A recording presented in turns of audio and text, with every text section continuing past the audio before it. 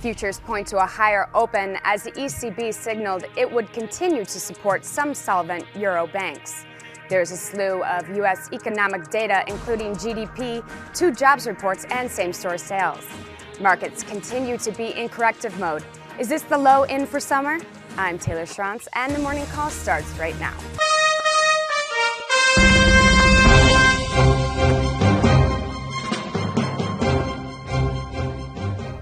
Good morning. I'm Scott Rudler, Chief Strategic Officer of T3Live.com. And I'm Jill Malandrino with The Street, and together we bring you the morning call. Welcome to the last trading day of May. Scott, we have a lot going on today, a lot of economic data that's going to move the headlines. But before we get into that, let's take a look at this week's action.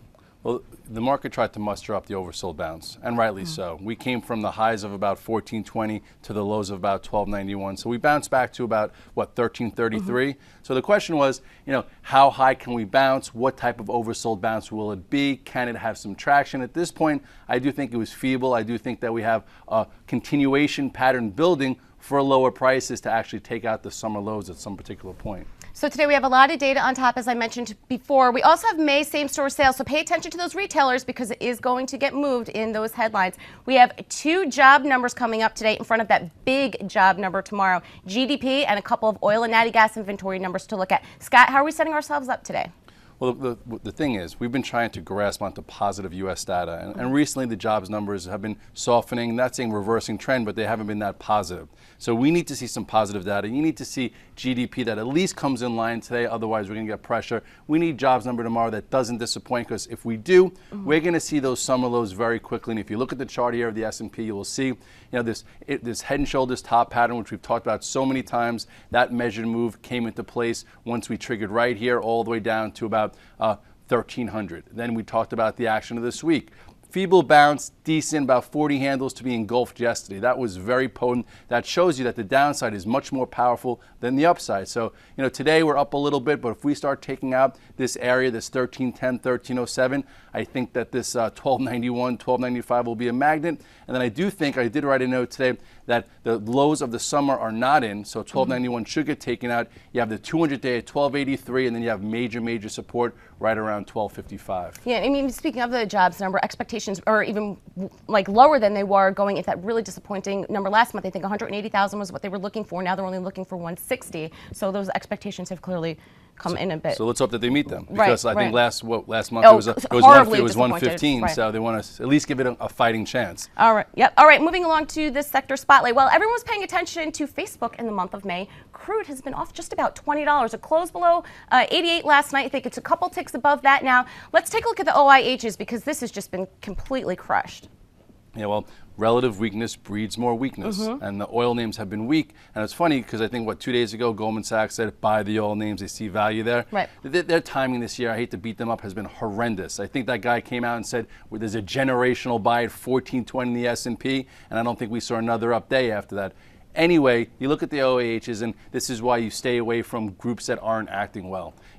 The whole group gave us a nice trade. If you remember talking about in December, there was a nice pattern here. Went from 35 all the way to 44 before just technically breaking down. You have a high, lower high, lower high, lower high, and then Goldman Sachs came out and said, buy it. That was this day. This was yesterday. So the question is, can it hold this pivot area? Can this continue to hold? I would watch this area in the OHs 35, 32. If it gets taken out, you could see it move right back to this low from last October, which takes you down to about 32. It's below all the moving averages. It's showing you relative weakness. If you think there's value there and you're just buying it because of fundamentals, don't do more than tier 1 at best. Okay, yeah, good advice there. Speaking of Goldman Sachs, moving along to XOM, they took it off their conviction buy list on Tuesday, replacing it with EOG. The Exxon's CEO was talking to investors yesterday saying that they're in some of the most strong financial and operational shape that they have been in years, and they think that they have some really great investments for decades going forward. So again, Goldman, they haven't been timing this that well. We'll see how their call works out with this one. Well, they took it off, and they took it off near the bottom of the range. So technically, it actually helped traders that were looking to short this, because guys were looking to short it at the bottom of this area. And if you look here at the chart of XOM, you will see it has been a huge channel here. And I know for me, I actually tried trading it to the long side a few times before it failed. And this is why it's very important to have high-level stops also. Some people only have low-level stops, but if you're in a winning group and it starts to break a mini uptrend like here, you could have been out of this thing at 85. Okay, and then all of a sudden it came down to support, tried to hold it. Look at this bounce, feeble, right into the moving average, curling down, and then it broke this channel here. So now I do see some support here at this gap right around 78, and then bigger support all the way down at 74. At this point, it's in a void. It's technically weak, and this stock could actually help bring down the market. Now, moving along to EOG, that's the name that they replaced on the conviction buy list. This is one of those E&P names that have just been completely crushed. Well, a lot of people try to talk positively about the stock, and it does act well at times. I like this stock, but obviously you need a good stock market to have some decent stocks. And if you look at the chart pattern, at this point, I don't see any reason why to buy it either. But at least it's starting to develop a downtrend. That for traders, that's what guys like to trade against. Some people like to buy it in the hole and could hold it. That's great, but some people need a pattern here. So at this point, it is above the recent lows. So if you are trading it on their call, you could be long versus 95. Short term, though, I think if it starts breaking this moving average here, I think you get out of the way.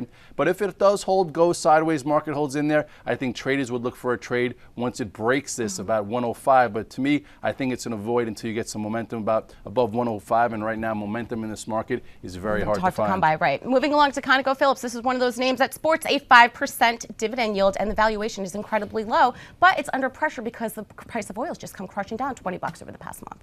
Right, so at this point, if you didn't get sucked in at the highs, down here, it's worth a feeler. If you're a hedge fund or you're a long-term investor and you want to buy on the dip, and sometimes that's crazy because one dip turns into a bigger dip, know that's your time frame. I like to get it when it's actually in motion. But if you look here at COP, you'll see another very steep downtrend. That's been controlling this stock. It hasn't broken to the upside.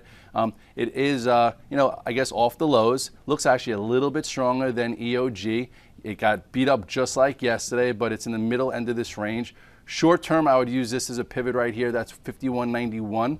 Okay, if you want to be long it, tier 1, this is your stop. Use that as your stop. If you want to add once it's in motion, it doesn't get in motion until it starts taking out this area, and this is around 53.50. So buy one in the hole, but don't add to it unless you start seeing it work for you. All right, wrapping it up with Devon, ticker DVN. This is a name that Stephanie and Kramer own in Action Alerts Plus. And I don't blame them for owning this one. They have a nice, strong balance sheet, shareholder friendly, but the key here is that they have a very balanced product mix. And you need that in an environment where oil and natural gas are really compressing on some margins.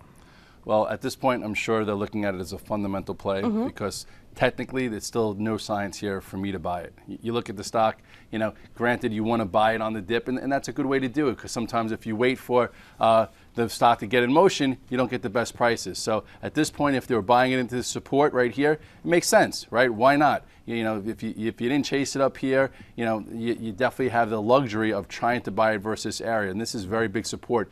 This is your 58.50 going across. So I would say tier 1 at best. If you're not committed to it, if it does break this area, if you do see it break below 59.38, you could see a retest of these October lows, but that goes like everything in the market. Right. So if you want to, take it as a trader for it to start getting in motion, I would not be looking to add to this thing until it starts breaking this mini downtrend, and then you actually have a really bigger downtrend here, and it's below all the moving averages. So it still shows you a lot of resistance, a lot of pressure, needs time for me. I think it is with the oil names. It's basically like the best house on a bad block, trying to pick, one of those outperformers, but it's really tough when the group is trading so highly correlated to each other. On that note, moving along, we're going to jump into a quick commercial and then dive into the trenches. Hi, I'm Sean Hendelman, CEO of T3 Live, where we train, coach, and mentor traders in order to help you put your money to work with confidence. The T3 Live approach is a blueprint for you to recognize, adapt, and ultimately take advantage of different market conditions. To begin your training with T3 Live, we would like to offer you the opportunity to enroll in our free 30-day online home study course. Fill in your name and email address, and I'll see you on the other side. Welcome back to the Morning Call. We're going to dive into the trenches and take a look at some historical data in June. According to Bespoke Research, since 1990, 3 of 24 major groups were the only ones that ended up in the green for that month. That being software and services, drugs and biotech, and healthcare equipment and services. And this year we've seen that they've outperformed a bit, so we have to see if we can continue that momentum going into the month of June. In Software and services, XSW is the ETF there. It's pretty thinly traded, but you have to remember there is no hardware ETF, which is 17.5 to about 20% weighted of the tech sector. So Scott, let's take a look at AOL, which is a name that's acted pretty good within the service space. Yeah, this was very, very surprising. A lot of people left this company for dead. I don't think I've heard of a trader talking about this in a while, but then you look at the chart, it's near the highs. Right. So if you go to AOL. Even with the whole Facebook, Google thing going on, like. Pretty amazing. A lot of short strap there. You had a huge gap up here. So technically that's when traders started watching it. Then it held the gap. I always talk about pent up momentum. And right here, all these shorts stayed trapped. It held here. This was probably your first technical buy. Once it got back in motion, look at this downtrend being broken to the upside. That's why sometimes you could buy into support like we were just talking about in the oils. And then you add as it's in motion. And now it's all the way up here about 28 and change. I say do not buy AOL here. I don't care if it goes higher. I don't believe in this story. I don't think that you're going to get continuation, but that's just my views on AOL. Right. Well, you have to pick your spots and use your capital wisely. Moving along to biotech, the XBI. This is actually one of the groups that was green in May.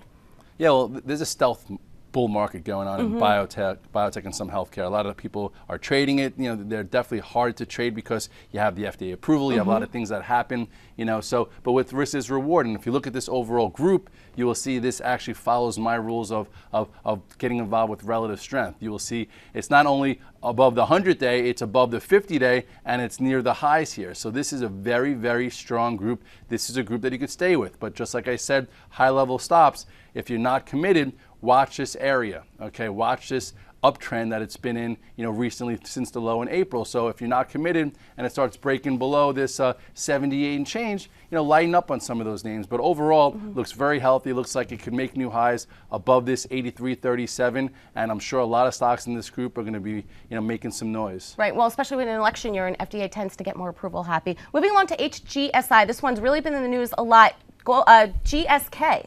Just upped their bid, according to Reuters yesterday. It's a hostile bid for the company. And again, HGSI reportedly rejected it. So if they're rejecting it, let's just hope that it doesn't turn into a Yahoo type of scenario or an Avon type scenario where all of a sudden they don't get another one. And I think that these companies take your bids and run.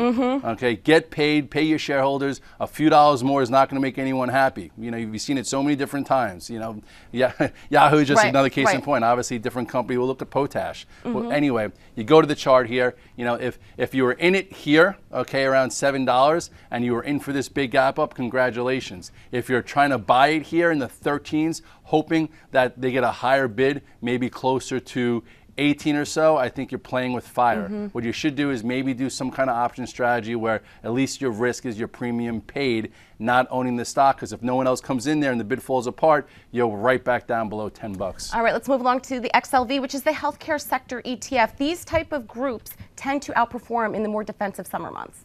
Right, and right now this group does look good. It looks almost similar to the other one that we just showed you. And if you look here, you'll see that it had a nice move, and there are some decent trades in here, and obviously I'm sure some stocks are showing some relative strength. You do have, a high here, a lower high, and it's been somewhat in a corrective type mode, but it's trying to hover right around the 100-day, use this 36 as a big area, big support, trade versus that.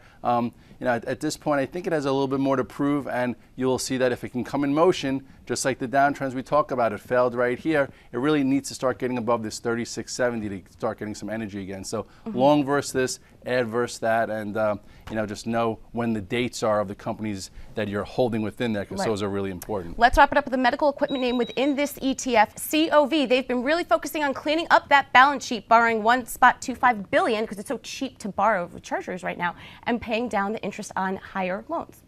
Well, at this point, I'm looking at the chart, and I think I heard some guys shorting it yesterday. But a lot of people were shorting a lot of things yesterday. So you look here, and you will see, you did have some kind of, area that we started to break below. So technically, I think it's in a little bit of danger. Okay, it just broke the 100-day, and it closed below it with some force. So if it doesn't reclaim this soon, I do think the next real area in this stock comes into play. You have a small one right around here, and then a bigger one all the way down near 49. So just be a little careful. It's starting to break levels. It's starting to weaken. And for me, I think it's somewhat of an avoid, to tell you the truth. All right. Well, we have to see we're at the end of June and see how this thesis actually plays out. Moving on to quick hits for some quick cash. Scott, you've done great with Apple this week. Let's take a look at the action. Well, Apple it's just something for everyone. We talked last week about being a swing long at the 100-day, buying it through that I think I bought a 537 to 543. If you look at the chart, I'll show you why. You know, it was right here, right when it reclaimed the 100-day, crossed this little pivot. This was 543, so great swing trade. Then it held higher, went sideways. Yesterday, the market got fully beat up. Apple showed relative strength. You could have been flatted, added for cash flow yesterday above this area. One was 574, one was 576.40. It closed what? Almost 580. So now it's opening higher. You know my thesis. Book some, trail some. And right now, I think I'm going to book some, and I'm definitely going to be selling some of mine. I have in both accounts above 581, 582, but real resistance is like 587. So I'm going to try and stay with some. I would say put a stop if you're not committed right around 572. All right, since you're my casino guru, let's take a look at Las Vegas Sands. It's been so tricky. I tried playing an oversold bounce. It's not bouncing out of this lower pivot. For me, I'm probably going to avoid it. It's been a sell ever since it broke this uptrend, and then an add-on sell at 56. I've been trying to look at this little lower pivot here. I was long into yesterday's down move. I guess it's still fine as long as it stays above the recent low here of 46. But to me, you know, even Wynn couldn't go up yesterday with Goldman Sachs upgrade. All right, moving along to JP Morgan. Again, we all know the story happening here with that massive loss that they took. I still think there's nothing fundamentally wrong with the bank, but between that and the whole Facebook debacle, investor confidence is really at pretty low levels at this point. JP Morgan, where are we looking here? It's tough because, just like you said, a lot of people want to trust JP Morgan. A lot of people were sideswiped by the fact that something like this could happen in this type of bank. And at this point, I've been trying to play a bounce here, and there's been none. So take the name off the chart, and if you look at the chart here, you will see, you know, it's been corrected. You know, it's down, what, 20% since the actual news. So at this point, with a long, like LOOONG time horizon, maybe you could buy it in here. But as a trader, I would only be long, and if it starts breaking below this recent pivot of 32.26, it could see 28. And I know we talked about the same thing here, saying you could buy at this area once it broke 35.76 on this day. You got out, and if you did so, you saved yourself, you know, a decent percentage. So use the same type of strategy, and hopefully this area holds for the market and for investors in this stock. Moving along to Amazon, I'm curious to see how that plays out today, because we spoke about this last week, how we saw like 3 defined themes in retail. You have your deep discounters, you have your luxury names, and you have your online retail world right now. Some of those luxury names have been getting hurt with the European margin, so I'm curious to see how Amazon performs with all the retail headlines coming out today. Amazon guys have been making money short ever since. Who was the hedge fund guy that came on? I think it was whatever. He started questioning their business model just like everyone else out there. How could it have such a high PE? And it broke. To me, I don't care what people say about PE or what they say about high valuations. It's all about the action. And once it broke on this chart, you'll see, once you see this earnings gap, once it broke right there, once it broke, what was this, 218, it became very weak. It engulfed this little range, became weak, was more of a short. Then you had this lower pattern here on my site. I listed it yesterday as a short below this 212. Okay, and look where it did. It went as low as almost 206. So it's stair-stepping down. It's filling the gap. It's getting rid of the pent-up momentum. So to me, I think, you know, your next short is if it trades below 207.75 for what could be a gap fill all the way down below 200. But make sure to use the pivots, because Amazon likes to make people feel as bad about themselves as possible. It sounds like Netflix. Yes. Anyway, moving along, let's wrap this up with Facebook. I'm like a data geek today. Here's some really interesting data for you. Options started trading on Tuesday, 365,000 plus contracts traded hands. The next closest new issue to that was GM with only 65,000 plus. Huge day. Well, huge day. Facebook, I've been trying to, you know, I think last week when it was trading 32, I said, I think there's value from 26 to 28. Okay, but you have to use the charts to see whether or not that value is confirmed by the actual stock action. So if you look at what happened here, we showed you this bear flag. Okay, this was the poll coming into a bear flag, said that this was your reactionary low, 30.94. If it breaks that, get out of the way, maybe even get short. So 2 days ago, what a nice trade. I don't care what it was continuation to the downside. Then yesterday I started talking about 28.65 as your pivot. It actually gave you a nice long early in the morning before it failed. So now today it's up like 20 cents. I'm not going to really go after it. I think same type of thing, 27.86. If it were to break 27.86 and head lower, okay, maybe down to the 26 area and reverse like it tried to do yesterday, one of these days it'll stick. But until it does, trade a level versus a level. Don't do the accumulation game, because I've heard guys starting to accumulate it around 34 and they're not feeling so well. So at this point, trading a level versus a level, I do think you could do the accumulation game somewhere below, 26.50, maybe down to 24 if that happens. All right. Well, speaking of trading, guys, to wrap this up, even though it's been a slow, choppy market, don't get lazy, don't get complacent. We have a lot of headlines coming your way today. Catch Scott at the end of the day, real money, options, profits, and of course, T3Live.com as the team wraps up the charts for you. Have a great day trading.